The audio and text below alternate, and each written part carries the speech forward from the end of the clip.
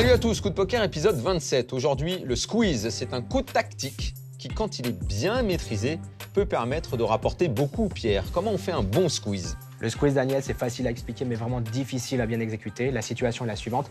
Un premier joueur relance avant le flop, un deuxième joueur se contente de payer, la parole te revient et tu en profites pour placer une énorme surrelance. Et qu'est-ce qui se passe après? Le premier joueur est pris en sandwich, difficile pour lui de continuer. Le second a probablement une mauvaise main, vu qu'il s'est contenté de payer avant le flop. Si les deux joueurs passent, tu ramasses le jackpot, que tu aies de bonne main ou pas.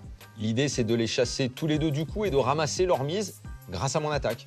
Oui, Daniel, surtout si ta main est faible, mais attention, il faut faire ça après avoir bien profilé ta table. On fait ça contre des joueurs agressifs qui volent beaucoup les blindes, mais qui savent se montrer raisonnables. Paradoxalement, évite ça contre les joueurs débutants, ils sont beaucoup trop imprévisibles. J'ai entendu les pros parler de spot, de squeeze. Le poker, c'est parfois une affaire de feeling. Il y a des situations classiques où on sent que personne n'a grand-chose. Le joueur au bouton relance, la petite blinde paie, l'opportunité est magnifique. La taille de ma relance, je suppose que ça doit être dissuasif, je dois leur faire peur. Tout à fait, au moins 3 ou 4 fois la relance initiale. Et n'oublie pas que moins il y a de joueurs derrière toi, mieux c'est, ça t'évitera de tomber sur un joueur derrière embusqué avec une énorme main. Compris, Daniel? Compris, Pierre?